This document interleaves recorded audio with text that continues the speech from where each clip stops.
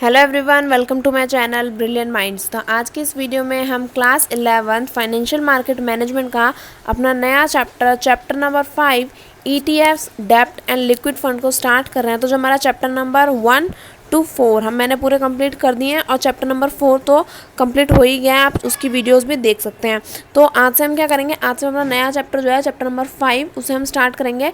Chapter का नाम है हमारा ETFs, डेप्ट एंड लिक्विड फंड्स। तो यहाँ पे ये ETFs का मतलब होता है एक्सचेंज ट्रेडेड फंड्स, और डेप्ट का मतलब है जो हमारे डेप्ट इंस्ट्रूमेंट होते हैं वो, और लिक्विड फंड्स में जैसे हमारे मनी मार्केट लिक्विड फंड्स होते हैं ना, तो वो वाली सारी चीज़ें आ जाती हैं। तो आज के इस लेक्चर में हम अपना पार्ट 1 बना रहे हैं, क्योंकि ऑब्वियस सी बात है ये चैप्टर लेंदी है तो ये पार्ट्स में ही डिवाइड होने वाला है।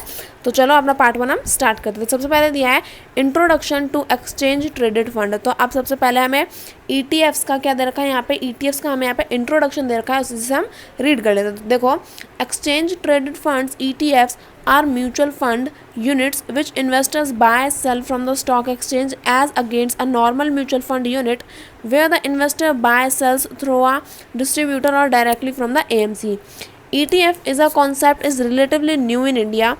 It was only in early 90s that the concept gained popularity in the USA.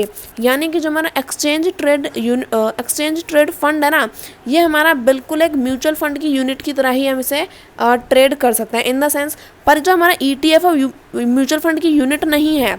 इस बात को अच्छे से ध्यान रखना कि ETF is not a mutual fund. ये ETF जो है हमारा म्यूचुअल फंड नहीं होता है।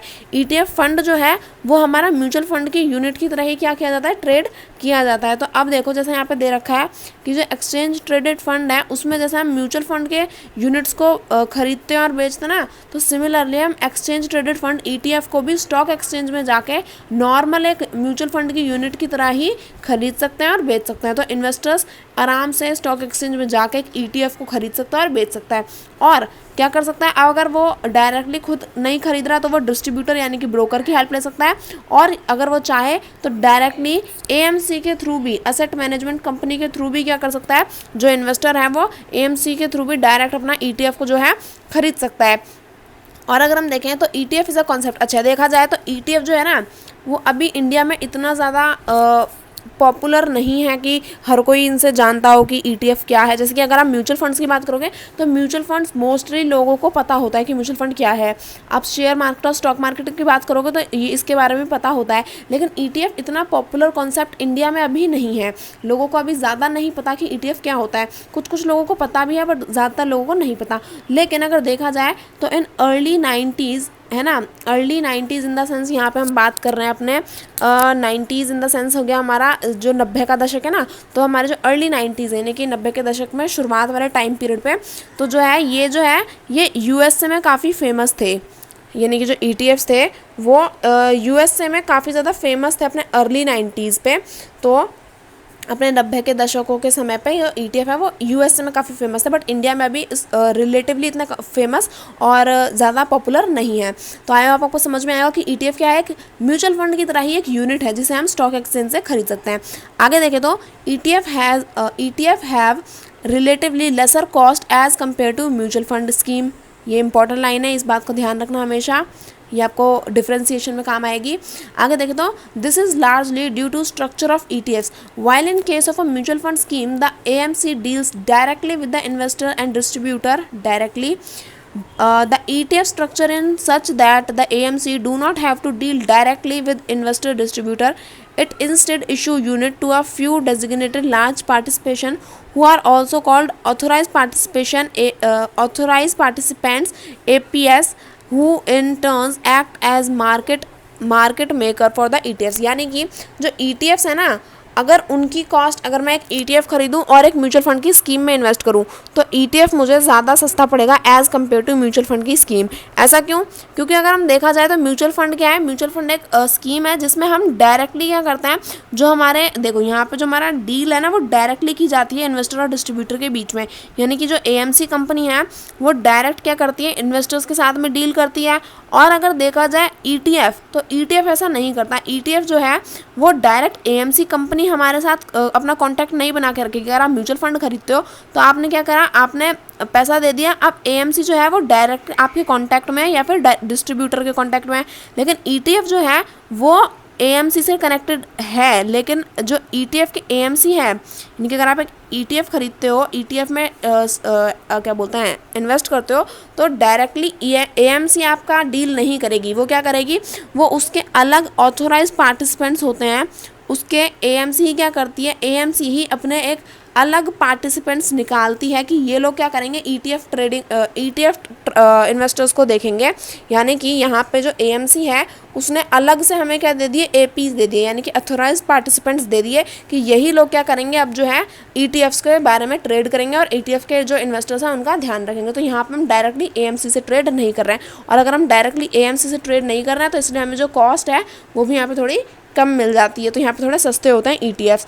आगे देखो, the authorized participant provide two-way codes for ETF on the stock exchange, which enables investor to buy and sell ETF at any given point of time when the stock market are open for trading. ETF therefore trade like stocks. Buying and selling ETF is similarly to buying and selling shares on the stock exchange. Price are available on real time and the ETF can be purchased through stock exchange broker just like one would buy sell shares। यानी कि जो हमारे authorise participants हैं वो क्या करते हैं, वो यहाँ पे हमें ETFs में ट्रेड करने के ना हमें कुछ वेज प्रोवाइड करते हैं। जैसे कि अगर देखा जाए तो अगर आप एक ETF खरीदना चाहते हो, तो ऐसा नहीं कि आपको कुछ अलग उखाड़ना पड़ेगा, अलग तरीके से आप इन्वेस्ट करोगे ETFs में, नहीं। जैसा हम एक म्यूचुअल फंड में इन्वेस्ट करते हैं ना, जैसे हम शेयर्स और स्टॉक्स में इन्वेस्ट करते हैं, सिमिलरली जैसे हम ट्रेडिंग शेयर्स, स्टॉक्स और म्यूचुअल फंड में करते हैं, तो वैसे ही ट्रेडिंग हमें ETFs को खरीदने के लिए भी करनी है। जैसा हम एक म्यूचुअल फंड में इन्वेस्ट करते हैं, जैसा हम एक म्यूचुअल फंड की स्कीम को खरीदते हैं, वैसा ही हम क्या करेंगे, स्टॉक एक्सचेंज में, स्टॉक मार्केट में जाएंगे और जब भी ट्रेडिंग ओपन होगी ETFs के लिए, तो हम जाके अपना पैसा इन्वेस्ट कर देंगे। तो जो ETFs हैं वो किस तरह ट्रेड किया जाता है, बिल्कुल एक स्टॉक की तरह। जैसे आप स्टॉक में पैसा लगाते हो ना, कि स्टॉक यहाँ पे मिल रहे हैं तो आपने पैसा दिया और आपको स्टॉक मिल गया, तो उसी तरह अगर आपकी ETF की यूनिट्स मिल रही हैं, ट्रेड ओपन है, तो आप क्या कर सकते हो, ETF में जाके अपना ट्रेड स्टॉक एक्सचेंज में जाके खरीद सकते हो। तो जिस तरह हम क्या कर सकते हैं, जिस तरह हम शेयर्स और सिक्योरिटीज़ को खरीदते और बेचते हैं, सिमिलरली हम अपनी जो सेलिंग और बाइंग है वो ETF में भी उसी तरीके से कर सकते हैं। स्टॉक एक्सचेंज में जाके हम आराम से अपनी ETFs को खरीद सकते हैं और बेच सकते हैं। और अगर देखा जाए तो क्या दिया है, हाँ, कि अगर आप क्या करना चाहो, अगर आप खुद नहीं खरीद रहे हो या खुद नहीं खरीद सकते हो, तो आपका जो ब्रोकर है वो भी आपके लिए क्या कर सकता है। जैसे आप शेयर और स्टॉक्स जो होते हैं वो ब्रोकर से कुछ लोग खरीदवाते हैं, तो आप वैसा भी कर सकते हो। आप ETF अपने ब्रोकर से या फिर खुद अपनी मर्जी से भी खरीद सकते हो और बेच सकते हो। तो ये हमारा यहाँ पे कंप्लीट हो गया। आगे देखो क्या दिया है, due to this lower expenses. अच्छा देखो, अब आप यहाँ पे क्या कर रहे हो, एक तो आपको ऑथोराइज पार्टिसिपेंट्स मिले हैं, ऊपर से हमारा ETF का प्राइस क्या है, कम है, तो इसकी वजह से अगर हमारा ETF सस्ता है और हमें यहाँ पे ऑथोराइज पार्टिसिपेंट मिले हैं, डायरेक्ट AMC यहाँ पे लीड नहीं कर रही है, हमें क्या बोलते हैं अपनी फैसिलिटी, मतलब facility in the sense AMC हमसे डायरेक्टली डील नहीं कर रही है, यहाँ पे हम AP के थ्रू डील कर रहे हैं। तो इसी की वजह से क्या होता है, due to this lower expenses the tracking error of ETF is usually low. अब देखो हमारे इतने सारे खर्चे कम हैं, तो इसकी वजह से जो ट्रैकिंग एरर है वो भी कम होता है। अब देखो ट्रैकिंग एरर मैंने आपको बताया था, ट्रैकिंग एरर क्या होता है, जिसके हमारे एक्सपेंस रेशो बड़े होते हैं, जिसके हमारे खर्चे बढ़े जाते हैं। जिस खर्चे बढ़े हो जाते हैं, तो अगर जो फंड रिटर्न जनरेट कर रहा है और जो इंडेक्स फंड जो आपकी बेंचमार्क रिटर्न कर रहा है, जैसे कि अगर एक फंड है उसने 5% का रिटर्न दिया और आपका जो इंडेक्स जिसमें आपने इन्वेस्ट किया था वो भी 5% का रिटर्न ही देगा, बट अगर आपका एक्सपेंस रेशो ज़्यादा है, तो सोचो कि उसने 5% का रिटर्न दिया, आपको 4.5 मिला, यानी कि 0.5% का क्या हुआ, एक्सपेंस रेशो है, यानी कि उन्होंने आपसे खर्चा ले लिया, तो आपको रिटर्न यहाँ पे कम मिलता है। तो इसका मतलब ट्रैकिंग एरर क्या है, ज़्यादा है। लेकिन ETF का सब कुछ क्या है, लोअर एक्सपेंस है, जिसके चलते क्या है, यहाँ पे ट्रैकिंग एरर भी कम होता है। अगर आपको ट्रैकिंग एरर नहीं पता तो आप चैप्टर नंबर 4 देख सकते हैं, उसमें मैंने पूरा डिटेल में एक्सप्लेन कर रखा है। So tracking error is the asset test, यहाँ पे यही बता रखा है कि ट्रैकिंग एरर क्या होता है। ये ट्रैकिंग एरर की डेफिनेशन है कि tracking error is the asset test for an index fund और ETF. By designing an index fund index ETF, should one replicate the index return, the difference between the return generated by the scheme ETF and those generated by the index is tracking error। यानी कि जो एक particular scheme है, जो एक particular ETF है, उसने जितना रिटर्न जनरेट किया और जो हमारे इंडेक्स ने रिटर्न जनरेट किया, उन दोनों के बीच का जो डिफरेंस है ना, समझो कि आपके स्कीम और ETF ने 5% का रिटर्न जनरेट किया और आपके इंडेक्स ने आपको सिर्फ 4.5% का रिटर्न दिया, तो इसका मतलब 0.5% का क्या है, ट्रैकिंग एरर है। तो आई होप आपको ये समझ में आ गया। देखो ये हमारा पूरा कंप्लीट हो गया ETF। अब देखो असेट्स इन ETFs। देखो practically any asset can be used to create ETFs. Globally there are ETFs on silver, gold, indices SP। अच्छा देखो ये कुछ इंडाइसेस दे रखे हैं, जैसे कि जो इंडेक्स फंड वाली स्कीम्स होती हैं वो etcetera. In India we have ETFs on gold indices such as Nifty 50 और बैंक निफ्टी एक्सेट्रा। यानी कि अब कौन कौन सी चीज़ें हैं जो ETF में जाके हम इन्वेस्ट करते हैं। जैसे जो म्यूचुअल फंड है उसमें बहुत सारी क्या होती हैं, स्कीम्स होती हैं जिसमें हम इन्वेस्ट कर सकते हैं। तो ऐसे ही ETF में कौन कौन से असेट हमें प्रोवाइड कर रखे हैं जिसमें हम इन्वेस्ट कर सकते हैं। तो देखो प्रैक्टिकली देखा जाए तो आप किसी भी असेट को यूज़ करके एक नई क्लास बना सकते हो। आप गोल्ड यूज़ कर सकते हो, सिल्वर यूज़ कर सकते हो, डायमंड यूज़ कर सकते हो, रियल इस्टेट यूज़ कर सकते हो, आप कोई सी भी एसेट क्लास यूज़ कर सकते हो। बट अगर देखा जाए ग्लोबली जो ज़्यादा फेमस हैं वो कौन सी हैं, जैसे कि सिल्वर ETFs हो गए, चांदी में लोग इन्वेस्ट करते हैं, गोल्ड ETFs हो गए, सोने में लोग इन्वेस्ट करते हैं, इंडाइसेस यानी कि जो हमारे इंडेक्स फंड होता है ना वो हो गए। और इंडिया में देखा जाए तो मोस्टली जो गोल्ड ETFs है ना, जो गोल्ड सोने में जो हम इन्वेस्ट करते हैं तो वो ज़्यादा फेमस है। और इंडाइसेस सच एस निफ्टी 50 और बैंक निफ्टी भी यहाँ पे ज़्यादा हमारे फेमस है। तो ये हमारा असेट्स एंड ETFs भी कंप्लीट हो गया। अब देखो अगर हम बात करें इंडेक्स ETFs की, तो यहाँ क्या दे रखा है, एक मिनट, हाँ आपको सही से दिख रहा होगा। देखो इंडेक्स ETF क्या है, an index ETF is one where the underlying is an index, say Nifty 50. The AP delivers the share comprising the Nifty in the same proportion as they are in the Nifty to the AMC and create ETF units in bulk. These are known as creation units. Once the AP get these units, they provide liquidity to these units by offering to buy and sell through the stock exchange. क्या दिया है कि सोचो कि अगर आपने क्या किया, आपने अब एक निफ्टी इंडेक्स नहीं, अगर आपने एक इंडेक्स ETF यहाँ पे आपने बनाया है ना, कि अगर आप एक इंडेक्स में इन्वेस्ट करवा रहे हो, आपने ETF यहाँ पे बनाया इंडेक्स ETF, जिसमें क्या है, समझो कि आपका इंडेक्स क्या होगा, निफ्टी 50 का आपका इंडेक्स होगा। अब यहाँ पे क्या होगा, अब आप ETF बना रहे हो तो यहाँ पे आपको साथ कौन डील करेगा, आपके साथ डील करेगा AP ऑथोराइज पार्टिसिपेंट। तो अभी ऑथोराइज पार्टिसिपेंट क्या करेंगे, authorize participant deliver the share comprising the Nifty in the same proportion as they are in the Nifty. अच्छा जो AMC है ना, मैं सीधा सीधा बताऊँ तो आपको ज़्यादा परेशान नहीं करती। देखो जो AMC है वो क्या करेगी, ETFs यहाँ पे क्रिएट करेगी। अब जो APs हैं वो क्या करेंगे, जो शेयर्स उन्होंने इंडेक्स फंड से लिए हैं, क्योंकि उन्हें अपने ETFs जो इन्वेस्टर्स हैं उन्हें कुछ शेयर्स देने पड़ेंगे ना, कुछ यूनिट्स उन्हें प्रोवाइड करनी पड़ेंगी। तो जो APs है वो क्या करेंगे, अपने शेयर्स को डिलीवर कर देंगी कहाँ पे, तो AMC अपने शेयर्स किसे दे देगी, हाँ AP अपने शेयर्स दे देंगे AMC को। ठीक है, AP ने अपने शेयर्स प्रोवाइड कर दिए AMC को। अब AMC क्या करेगी, AMC क्रिएट करेगी हमारा ETF की यूनिट्स। अब ये जो ETF की यूनिट्स क्रिएट हुई है ना, इसे हम बोलते हैं क्रिएशन यूनिट्स। यानी कि जो AMC कंपनी ने असेट मैनेजमेंट कंपनी ने क्या किया, जो ETFs की यूनिट बनाई हैं, तो इन ETFs की यूनिट को हम क्या बोलते हैं, इन ETFs की यूनिट को हम बोलते हैं क्रिएशन यूनिट। ये आपको बहुत अच्छे से ध्यान रखना है। और अब क्या होगा, अब ये क्रिएशन यूनिट बन गई तो अब यहाँ पे क्या होगा, जो AP हैं, अब AMC ने क्रिएशन यूनिट बनाई है तो घर पे थोड़ी ना रखेगा वो उन यूनिट्स को क्या करेगा, APs को यानी कि ऑथोराइज पार्टिसिपेंट को वो यूनिट्स दे दी जाएंगी। अब ये जो ऑथोराइज पार्टिसिपेंट है ये क्या करेंगे, ये अब स्टॉक एक्सचेंज में जाके एकदम खुला ऑफर मारेंगे कि जिसे भी ETF की यूनिट्स को खरीदना है या बेचना है वो यहाँ आके बेच सकते हैं। तो पहले कुछ लोग खरीदेंगे, कुछ लोग बेचेंगे, तो वो उनकी अपनी मर्जी होती है। तो जो आके AP से क्या, देखो AMC ने यहाँ पे क्रिएशन यूनिट बनाई। अब ये क्रिएशन यूनिट जो हैं AP क्या करेगा, ऑथोराइज पार्टिसिपेंट इन यूनिट्स को उठाएंगे और स्टॉक एक्सचेंज में जाके लगा देंगे, और जिन लोगों को इंटरेस्ट होगा तो वो खरीदेंगे और बेचेंगे। तो यहाँ पे इस तरह से ETF की ट्रेडिंग होती है। So they give two-way codes, buy and sell codes for investors to buy and sell the ETFs. ETFs therefore have to be listed on stock exchange. There are many ETFs presented. अच्छा देखो, अब ये जो आप ये stock exchange में dealing कर रहे हो, जो ट्रेडिंग कर रहे हो, अब ऐसा नहीं कोई भी आएगा और ऐसे ही लगा देगा अपना ETF, कोई भी यूनिट लगा देगा, नहीं।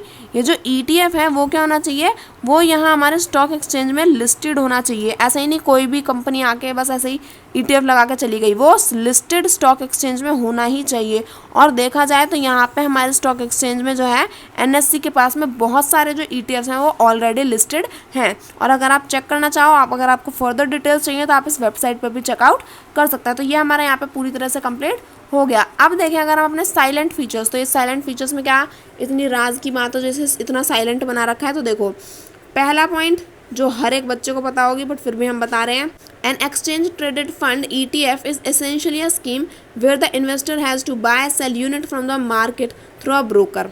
अच्छा जी, जो एक्सचेंज ट्रेडेड फंड है ना ETF, अरे लाइन टेढ़ी हो गई, जो ETF है वो क्या है, वो एक स्कीम की तरह है जिसमें इन्वेस्टर्स क्या करते हैं अपनी मन मर्जी से आके जब मन चाहे वो बाय करते हैं यूनिट्स को, जब मन चाहे वो सेल करते हैं। तो वो उनकी अपनी मर्जी है कि वो कब आके यूनिट्स को खरीदना चाहते हैं, कब यूनिट्स में से बाहर आना चाहते हैं, कब इन्वेस्ट करना चाहते हैं। तो वो क्या कर सकते हैं, वो खुद भी कर सकते हैं और अपने ब्रोकर के थ्रू भी क्या कर सकते हैं, ETFs में इन्वेस्ट कर सकते हैं। तो ये हमारा पहला पॉइंट हो गया। दूसरा दमदार पॉइंट अगर हम देखें तो क्या दिया है, an investor must have a demat account. भाई इन्होंने तो बहुत बड़ी बात कह दी।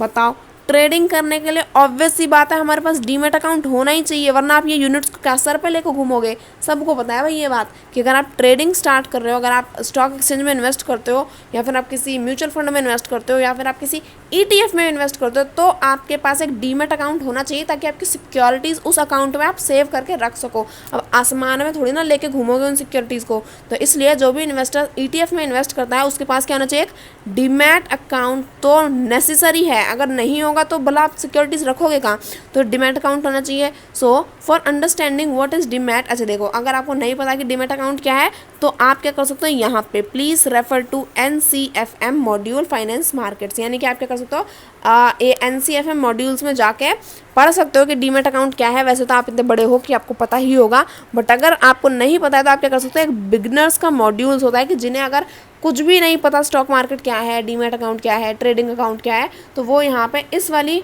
मैं कह सकती हूँ मॉड्यूल पे जाके इसके बारे में सब कुछ जान सकते हैं। देखो थर्ड पॉइंट दिया है हमारा, लास्ट पॉइंट है जो कि हमारा, an important feature of ETF is huge reduction in cost, यानी कि जो हमारा ETFs हैं वो क्या है, सस्ते हैं। तो ऑब्वियस ही बात है कि यहाँ पे क्या मिलता है, हमें एक बहुत ही बड़ी रिडक्शन मिलती है, हमारी छूट मिलती है, हमारी कॉस्ट में एक रिडक्शन मिलती है। So while a typical index fund would have, अच्छा देखो जैसे बता रखा है कि जो एक टिपिकल इंडेक्स फंड होगा ना उसका आपको एक्सपेंस रेशो अगर आप देखोगे तो वो आपको मिलेगा around average on an average 1.5% का, यानी कि आपको 1.5% तो आपको खर्चा ही देना पड़ गया।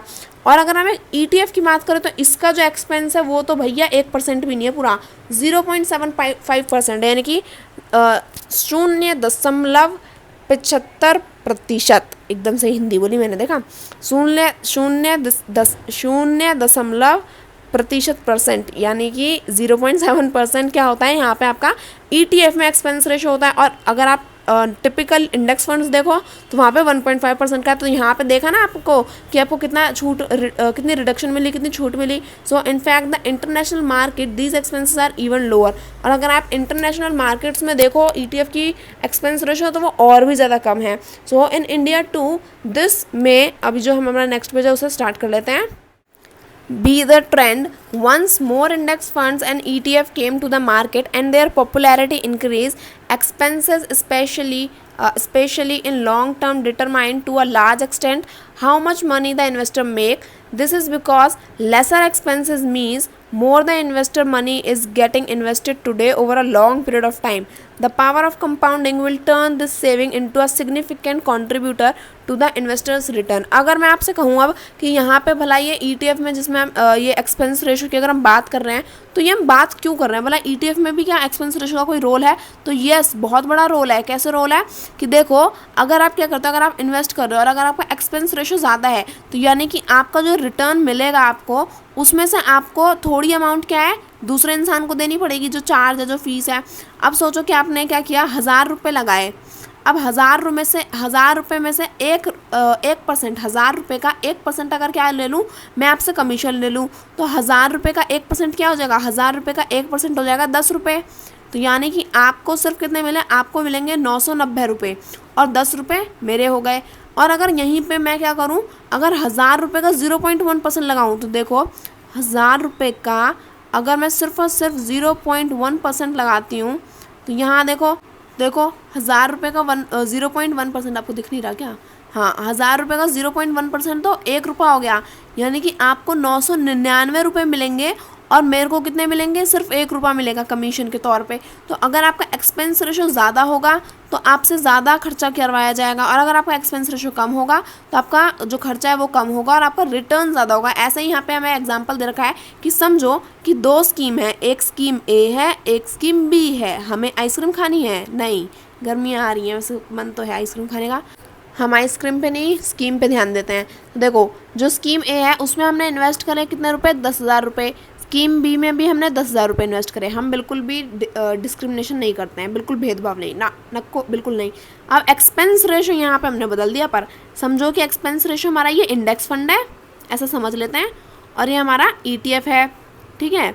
अब यहाँ पे सोचो कि एक्सपेंस रेशो क्या है, 1.50%। यहाँ पे एक्सपेंस रेशो है 0.75%। हमने कितने साल के लिए इन्वेस्ट किया, 25 साल के लिए, 25 साल के लिए। हमारा जो इंटरेस्ट है वो क्या है, इंटरेस्ट है हमारा 12%। अब जो हमें at the end of the 25 year, at the end of the 25 years, यानी कि 25 साल के बाद, 25 ईयर्स के बाद हमें कितना रुपया मिला, पहली स्कीम में मिला हमें 1,16,508.16 रुपीज़, और स्कीम नंबर 2 में हमें कितना मिला, 1,40,835.93, यानी कि यहाँ पे हमें मिला 1,40,000 1.4 लाख, और यहाँ कितना मिला 1,16,000 यानी कि 1.16 लाख, है ना, 1.616 लाख रुपीज़ मिला। तो यहाँ पे अगर आप 1,40,000 और 1,16,000 में से अगर आप डिफरेंस निकालो तो डिफरेंस आएगा 24,327.77 का, यानी कि आपके 24,000 रुपये पहले अगर आप क्या करते हैं दूसरी स्कीम में जिसमें एक्सपेंस रेशो ज़्यादा है, तो आपके 24,000 रुपये तो बताओ यहीं ठिकाने लग जाते हैं और आपको पता भी नहीं चलती। तो अगर आप क्या करते हो, अगर आप इन्वेस्ट करते हो तो आपका एक्सपेंस रेशो जितना ज़्यादा कम होगा ना, उतना ज़्यादा आपके लिए क्या होगा, बेनिफिट होगा। तो एक्सपेंस रेशो ध्यान रखना कि कम हो तो ही बेहतर है। अब यही सेम बात जो मैंने आपको इतना गला फाड़ फाड़ के बोली है, सेम बात इन्होंने यहाँ पे कॉपी पेस्ट कर रखी है, यानी कि यही चीज़ इन्होंने यहाँ पे लिख दिया है कि अगर एक इन्वेस्टर क्या करता है 10,000 रुपये इन्वेस्ट करता है और 2 स्कीम्स हमने दे रखी हैं, 25 साल के लिए इन्वेस्ट करता है, और अगर उसका रिटर्न क्या है 12% का है, तो जो हमारी इन्वेस्टमेंट जो स्कीम 1 है उसमें उसे 1.16 लाख रुपये मिलेंगे, और जो स्कीम बी है उसमें उसे 1.4 लाख रुपीज़ मिलेंगे, और दोनों का डिफरेंस क्या आएगा, 24,000 का आ जाएगा। तो ये हमें यहाँ पे सीधा सीधा दे रखा है। तो आई होप आपको ये अच्छे से पूरा का पूरा समझ में आ गया होगा। अब जो हमारा कॉन्सेप्ट क्लैरिफायर है ये मैं आपको पूरी तरह अच्छे से शो कर देती हूँ। तो देखो यहाँ क्या दिया है, concept clarifier buying selling ETS, यानी कि अगर हमें समझा रखा है कॉन्सेप्ट क्लैरिफायर का मतलब क्या होता है कि वो हमारा कॉन्सेप्ट को एकदम क्लियर कर रहा है, क्रिस्टल क्लियर कर रहा है, हमें सब कुछ समझा रहा है कि क्या क्या होता है। तो अगर हम किसी भी ETF को खरीदते हैं या बेचते हैं तो उसका पूरा एक कॉन्सेप्ट क्या है वो हमें यहाँ पर समझा रखा है। तो देखो कॉन्सेप्ट क्लैरिफायर आपको ज़रूर पढ़ना है, बहुत ज़्यादा इंपॉर्टेंट है, सब कुछ अच्छे से समझा रखा है इन्होंने। तो देखो, an investor can approach a trading member of NSE and enter into an agreement with the trading member. Buying and selling ETF requires the investor to have demat and trading account. The procedure is exactly similar to buying and selling shares. The investor need to have sufficient money in the trading account. Once this is done, the investor need to tell the broker precisely how many units he want to buy, sell at the and at what price. Investors should take care that they place the order completely. They should, अच्छा चलो पहले यहाँ तक समझते हैं, आगे का ज्ञान बाद में देंगे। देखो क्या दिया है कि अगर एक इन्वेस्टर क्या करता है, अगर वो NSE के थ्रू अगर वो क्या करना चाहता है, इन्वेस्ट करना चाहता है या फिर किसी एक ETF को खरीदना चाहता है या बेचना चाहता है, जो भी उसका मन है, इन्वेस्टर का जो भी करने का मन है, तो वो क्या कर सकता है, जो भी अगर उसे खुद नहीं आता तो वो एक ट्रेडिंग मेंबर को क्या कर सकता है, NSE के एक ऑथोराइज ट्रेडिंग मेंबर को अप्रोच कर सकता है। अगर वो खुद इतना ज्ञानी है तो वो खुद भी कर सकता है, बट समझ लो कि यहाँ पर जो इन्वेस्टर है उसे नहीं आता, तो उसने एक ट्रेडिंग मेंबर को क्या किया, अप्रोच किया। अब उसने ट्रेडिंग मेंबर को अप्रोच किया तो अब क्या करेगा, वो एक एग्रीमेंट जो है वो ट्रेडिंग मेंबर के साथ में यहाँ पे एंटर करेगा, इन द सेंस कि ट्रेडिंग मेंबर उसके संग धोखा ना कर ले, तो इसलिए उसने अपने सिक्योरिटी के लिए, अपनी सेफ्टी के लिए उसने एक एग्रीमेंट भी कर लिया। अब देखो कि अगर उसे खरीदना है या फिर बेचना है, कोई भी ETF जो भी करना है उसे, तो उसके पास क्या होना चाहिए, एक डीमैट अकाउंट और ट्रेडिंग अकाउंट होने ही चाहिए, ये कंपलसरी है, इसके बिना काम नहीं चल सकता आपका। तो ये डीमैट और ट्रेडिंग अकाउंट आपका होना चाहिए। उसके बाद अब जैसा आप एक शेयर को खरीदते या बेचते ना, सिमिलर वैसा ही एग्जैक्टली कॉपी पेस्ट वही आपका प्रोसेस है। आप क्या करोगे, आपके पास पहले तो पैसा होना चाहिए, तभी तो आप ETFs को खरीदोगे। तो सबसे पहले आपके पास कहना चाहिए, इन्वेस्टर के पास सफिशिएंट मनी होना चाहिए उसके ट्रेडिंग अकाउंट में, तो क्योंकि वो ट्रेडिंग अकाउंट से पैसा देगा और फिर उसे सिक्योरिटी मिलेंगी और सिक्योरिटी को डीमेट अकाउंट में रखेगा। तो इतना आपको समझ में आया। तो उसके पास पैसा होना चाहिए ट्रेडिंग अकाउंट में। अब जब उसके पास पैसा है तो वो अपने ब्रोकर को एकदम ध्यानपूर्वक बता देगा कि भैया मेरे पास इतना पैसा है और मुझे इतने ETF खरीदने हैं या बेचने हैं, तो आप मेरा काम कर दो। जैसे समझो कि उसे 2 ETF खरीदने हैं, तो उसके समझो कि 10,000 रुपये लग रहे हैं, फॉर एग्जांपल, सिर्फ एग्जांपल है, ज़्यादा दिल पे मत ले जाना एग्जांपल, कि समझो उसके 10,000 रुपये लग रहे हैं और उसे अच्छे 2 ETF खरीदने हैं। तो वो बता देगा कि भैया मुझे ये 2 ETF खरीदना है और आप मेरे से पैसा मेरे ट्रेडिंग अकाउंट में है, आप वहाँ से ले लो। या फिर उसे अपने जो हैं ETFs में बेचने हैं, तो वो बता देगा कि भैया मुझे मेरे 3 ETFs जो हैं वो बेचने हैं, तो आप उन्हें बेच दो और फिर मेरा पैसा मेरे ट्रेडिंग अकाउंट में डाल देना। तो इस तरह से वो अपने इन्वेस्टर को सारी चीज़ें अच्छे से बता देगा। तो यहाँ तक ज्ञान हमने ले लिया, अब बहती गंगा में नीचे भी हाथ धो लेते हैं। तो देखो, investor should take care that they place the order completely, यानी कि अगर वो एक ऑर्डर ले रहे हैं या दे रहे हैं तो वो ऑर्डर पूरी तरह कंप्लीट करें। ऐसा नहीं आधा अधूरा छोड़ के ऐसे कम पे भग गए ना, पूरा कंप्लीट आपको ध्यान देना है, पूरा ध्यान रखना है कि आपका ऑर्डर जो है वो कम्प्लीटली पूरा हो जाए। They should not tell the broker to buy sell according to the broker's judgment. Investor should not also keep sign delivery instruction slip, ये बहुत अच्छी चीज़ है, with the broker as there may be a possibility of there misuse. Placing signed delivery instruction slip with the broker is similar to giving blank signed check to someone। यानी कि इसमें हमें बोला है कि जो इन्वेस्टर है ना, उसे तो सबसे पहले ध्यान रखना है कि जो भी वो ऑर्डर प्लेस कर रहा है वो उसे पूरी तरह कंप्लीट करे। दूसरी चीज़ कि वो अपने ब्रोकर को मतलब अगर वो कोई सिक्योरिटी खरीद रहा है या बेच रहा है, कोई भी ETF खरीद रहा है या बेच रहा है, तो वो ऐसा ना करे कि वो अपने ब्रोकर के जजमेंट के हिसाब से ही काम करे, कि अगर ब्रोकर ने बोला कि ये वाला खरीद लो तो ये वाला खरीद लिया, अगर ब्रोकर ने बोला कि वो वाला खरीद लो तो वो वाला खरीद लिया। नहीं, ब्रोकर के जजमेंट में नहीं, अपने दिमाग से, अपना दिमाग जो भगवान जी ने दिया है उसका इस्तेमाल करके आप क्या करो, अपनी इन्वेस्टमेंट को कंप्लीट करो। और इन्वेस्टर को इस बात का भी ध्यान रखना चाहिए कि वो डिलीवरी इंस्ट्रक्शन स्लिप क्या होती है, जो जब हमने जिस सिक्योरिटी के लिए इन्वेस्ट किया है और वो सिक्योरिटी हमें डिलीवर हो गई तो हमें एक इंस्ट्रक्शन स्लिप मिलेगी। अगर आप क्या करो, पहले ही उसे साइन करके ब्रोकर को दे दो कि हाँ जी मुझे तो मिल गई, तो यहाँ पे ब्रोकर क्या कर सकता है, आपके उस डिलीवरी इंस्ट्रक्शन स्लिप का यहाँ पे मिसयूज़ कर सकता है, गलत फ़ायदा उठा सकता है। तो इसलिए डिलीवरी इंस्ट्रक्शन स्लिप को कभी भी ऐसे ही तो बिल्कुल भी नहीं छोड़ना, और साइन करके तो बिल्कुल कतई नहीं छोड़ना। साइन तो करना ही नहीं है बिना आपकी सिक्योरिटीज़ को डिलीवर हुए। अगर आप डिलीवरी इंस्ट्रक्शन स्लिप को साइन करके ऐसे ही किसी को भी दे देते हो, ऐसे ही ब्रोकर को दे देते हो ना, तो ये बिल्कुल उस समान है कि आपने एक ब्लैंक साइन चेक क्या किसी और इंसान को पकड़ा दिया। अब वो कोई भी अमाउंट भरेगा और आपके अकाउंट से निकाल लेगा। तो वैसे ही यहाँ पे ऐसा है कि अगर आप डिलीवरी इंस्ट्रक्शन स्लिप को साइन करके ब्रोकर को दे देते हो तो वो यहाँ पे अगर वो ब्रोकर ठीक ठाक नहीं निकला तो वो आपका क्या कर सकता है, मिसयूज़ कर सकता है आपके उस डिलीवरी इंस्ट्रक्शन स्लिप का। तो बस आज की इस वीडियो में इतना ही, आपके पूरा चैप्टर एक ही पार्ट में पढ़ लोगे, इतना पढ़ा दिया। चलो खुश रहना, आज थोड़ा इतना पढ़ो और पीछे का रिवाइज़ करो। आई होप आपको सब कुछ जो भी मैंने पढ़ाया वो अच्छे से समझ में आया होगा। बट फिर भी अगर आपको कोई डाउट है तो मेरे से कमेंट सेक्शन में पूछ सकते हैं, मैं आपका डाउट ज़रूर क्लियर करूँगी। तो बस आज की वीडियो में इतना ही। वीडियो अच्छी लगी तो प्लीज़ वीडियो को लाइक करें and subscribe my channel for more videos. Thank you for watching.